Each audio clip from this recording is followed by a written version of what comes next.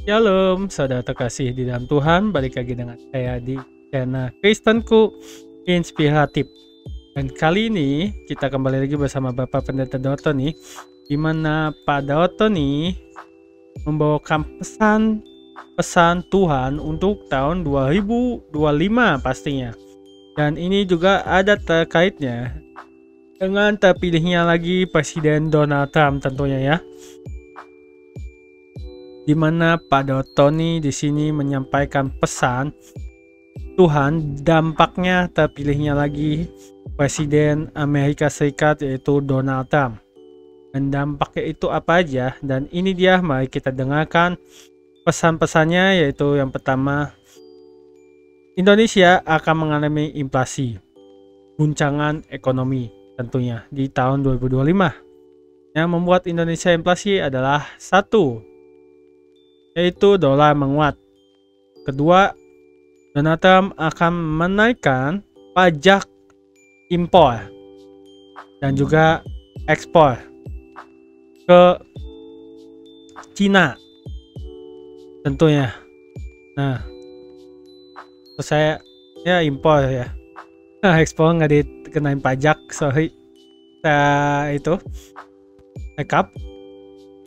Dan Cina ini setelah pajak Amerika dinaikkan, targetnya itu ke Indonesia, dan itu akan berdampak atau bisa dibilang mematikan beberapa bisnis UMKM, dan itu yang membuatkan Indonesia inflasi besar-besaran di tahun 2025. Yang kedua yaitu emas naik. Harga emas naik saat Donald Trump terpilih, yaitu Rusia dan Cina membeli dan memborong emas. Harga emas nantinya akan mencapai 2 juta per gram, dan itu sampai tahun 2030, yang dimana Pak Dotoni katakan. Nah, dan di sini juga Pak Dotoni membandingkan atau membedakan dengan Presiden Donald Trump dan juga Joe Biden.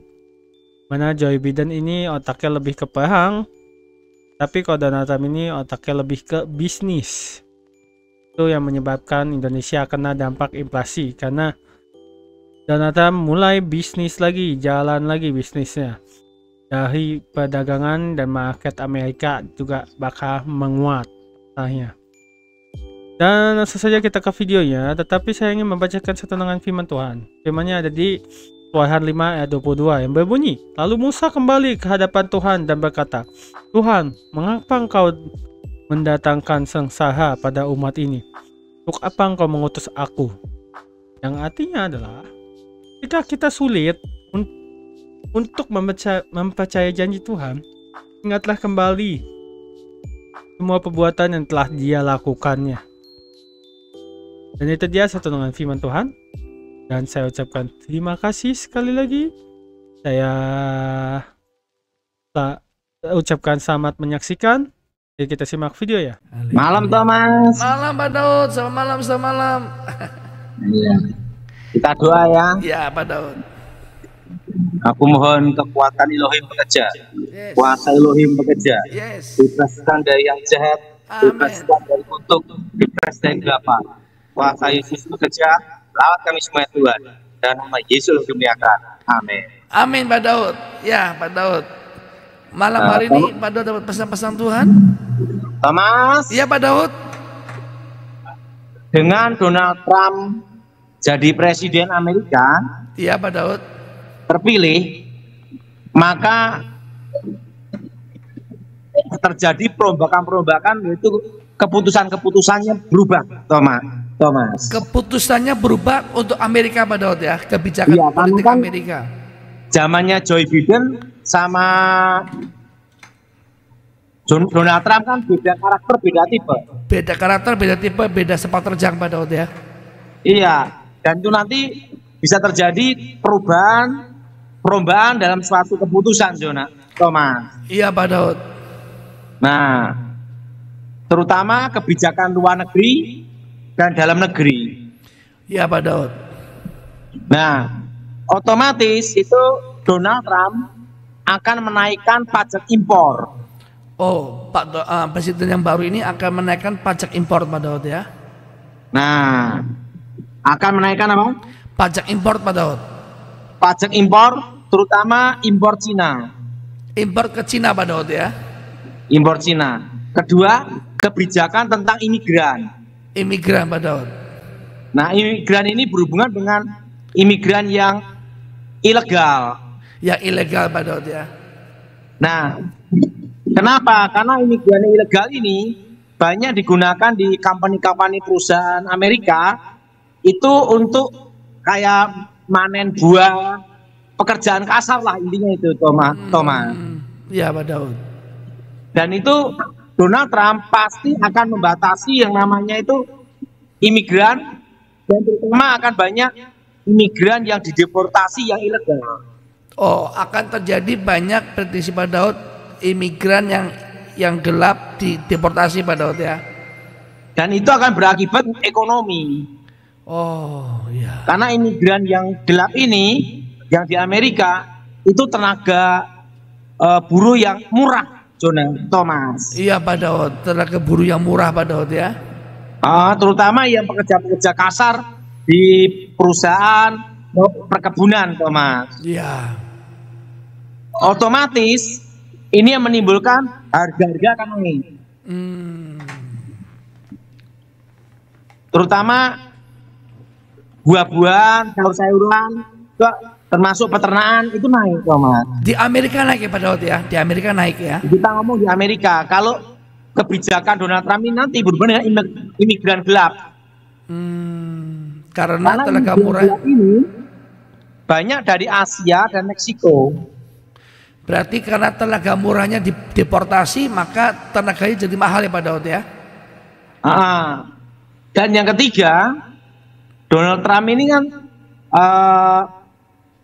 mengalami gimana dia waktu itu ada dijatuhi hukuman atau dibikin masalah macam-macam.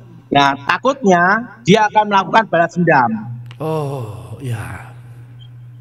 Nah, balas dendam di sini adalah dendam unsur politik, yaitu apa? Yang berhubungan dengan lawan-lawannya dia. Nah, itu minimal dinonjobkan, dimutasi gitu loh. Bila itu dipecat kan gitu. Iya, Pak Daud. Tapi jadi, dan yang keempat, Donald Trump ini beda dengan Joe Biden. Apa bedanya Pak Daud? Donald Trump ini otaknya bisnis. Ya, betul. Sedangkan Joe Biden otaknya perang. Ya, betul. Nah, Donald Trump otaknya bisnis. Betul. Kalau Joe Biden itu perang sama ekonomi. Tapi nomor satu perangnya dia. Karena Bapak jual senjata Pak Daud ya? Senjata. Donald Trump bisnis. Bisnis. Jadi semua bisa dibisniskan Pak Daud ya? Nah, otomatis akan memperbaiki ekonomi Amerika. Ya. Memperkuat fondasi ekonomi Amerika. Betul. Ini akan berakibat untuk Asia. Ya, jadi Asia makin susah Pak Daud ya? Berarti gimana? Cina kalau dipajaki tinggi di Amerika, dia akan alihkan semua ekspornya ke Asia. Wow. Dan itu masuk ke Indonesia. Karena Indonesia ini adalah pangsa pasar yang paling besar. Paling konsumtif Pak Daud ya, paling membutuhkan banyak hal ya Pak Daud ya. Jadi nanti tahun depan bisa terjadi produk Cina kalau tidak segera direm sama pemerintah dengan kebijakan khusus, ini langsung masuk ke Indonesia. Over. Banjir Pak Daud ya. Dan ini berakibat dampak yang tidak baik untuk UMKM.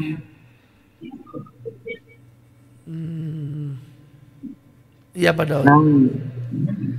Jelas? Jelas Pak Daud. UMKM. Yang beratnya di UMKM-nya. Kasihan Pak Daud ya, tertindas dengan harga murah dari Cina. Iya betul. UMKM. Ya. Nah, UMKM ini yang akan terhantam dulu. Kalau sampai pemerintah, presiden tidak mengerem, membatasi impor Cina. Karena Cina akan ekspor ke Asia dan fokusnya Indonesia. Fokusnya Indonesia Pak Daud ya. Nah, kayak otomotif mobil aja kan, mobil listrik Cina. Cina. Semua merek Cina. Nah, dan yang kedua adalah Thomas. Iya Pak Daud. Dengan terpilihnya Donald Trump jadi presiden, otomatis dolar menguat.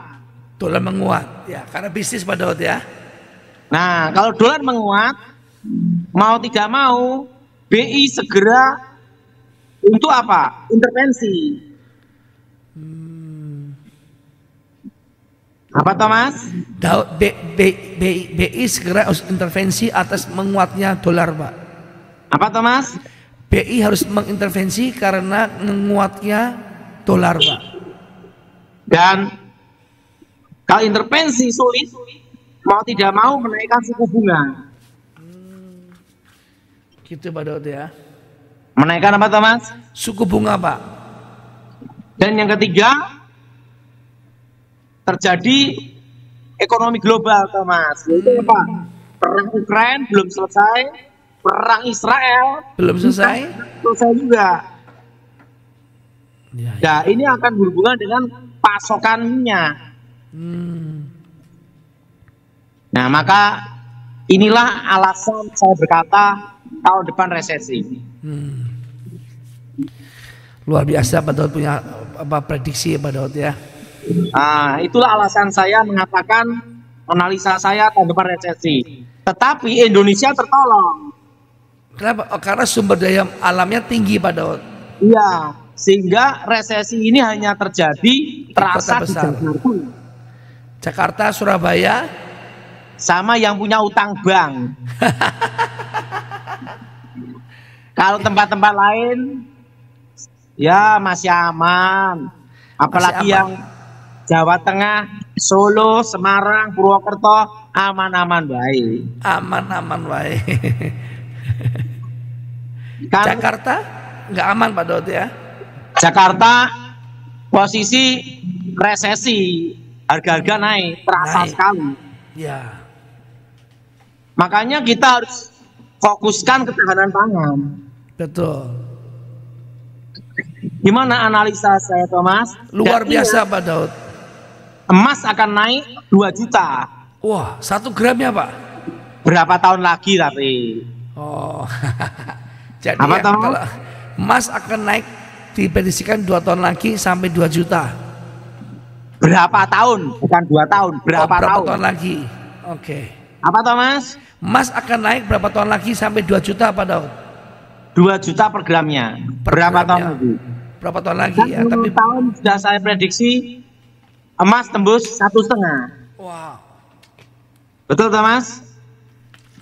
Betul Pak Daud. Dan kemarin menyentuh level hampir 1,5 kan? Iya betul Pak Daud. 1,5 kan? Iya. Nah, berapa tahun lagi emas akan 2 juta per gram? Wah. Ngeri Pak Daud ya. Dan nanti kenapa 2 juta per gram? Karena nanti Cina, Rusia, Singapura, Australia akan mengambil emas, beli emas sebanyak-banyaknya untuk cadangan negaranya. Ya. Nah, ini menimbulkan emas akan naik 2 juta. Wow. Dan kalau mau investasi adalah perak. Jadi kalau saya sarankan semua investasi perak. Perak Pak Daud ya. Perak murni. Kenapa? Emas dan perak dan tembaga itu satu tambang. Dan sekarang harganya terlalu tinggi. Betul, Otomatis perak akan menyusul. Betul Pak Daud. Karena kan banyak peralatan medis nggak pakai perak. Betul. Dan banyak gunakan perak. Jadi prediksi saya kalau investasi adalah perak. Wah, ya. Kalau emas terlalu tinggi. Emas terlalu tinggi Pak Daud ya. Jadi ingat US dollar dikhawatirkan menguat.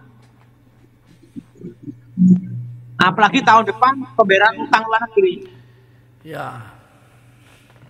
Nah, hal inilah yang perlu diperhatikan untuk kita semua. Betul Pak Daud. Makanya saya beberapa tahun lalu ngomong jangan utang bank. Ini Betul. karena ini. Gimana Thomas? Luar biasa Pak Daud. Luar biasa Pak Daud. Pak Daud punya kuliah umum nih yang juga makanya saya beritahu tahun depan resesi itu inilah analisa dasarnya ini. Ya, inilah geologisnya Pak Daud ya. Bagaimana pendapat saya Thomas? Luar biasa Pak Daud, luar biasa. Oke. Ada lagi Pak Daud, kita langsung tanya jawab. Minta didoain siapa? Oke, yang pertama. Saya ucapkan terima kasih tentunya buat kalian yang sudah menonton video dari Bapak Pendeta Daud Tony. Saya ucapkan terima kasih buat kalian yang sudah mendukung channel Kristen Koinspiratif. Subscribe, like, comment, dan share tentu ya. Buat kalian yang ingin menabur atau join dengan member di channel Kristen Koinspiratif, kalian bisa join. Akan tetapi tidak ada paksaan, kalian silahkan join di channel Kristen Koinspiratif. Dan juga saya ingin membacakan ulang renungan firman Tuhan yang tadi ya, sebelum saya mengakhiri video. Firman-nya ada di Keluaran 5 ayat 22 yang berbunyi, lalu Musa kembali ke hadapan Tuhan dan berkata, Tuhan, mengapa engkau mendatangkan tentara pada umatmu ini? Untuk apa engkau mengutus aku? Tuhan menjawab, ketika kita sulit untuk mempercayai janji Tuhan, ingatlah kembali semua perbuatan yang telah dilakukannya. Dan itu dia satu dengan firman Tuhan. Dan saya untuk pamit. Saya ucapkan terima kasih banyak semua yang sudah menonton video ini. Shalom and God bless you all. Dukung channel ini dengan cara subscribe, like, comment, and share supaya channel ini dapat membagikan konten-konten yang membangun iman kita. Terima kasih. Shalom and God bless you all. Zaharia 9 ayat 9. Bersorak-soraklah dengan nyaring, hai puteri Sion, bersorak-sorailah, hai puteri Yerusalem. Lihat, rajamu datang kepadamu, ia adil dan jaya. Ia lemah lembut dan mengendarai seekor keledai beban yang mudah. Zaharia 7 ayat 9-10.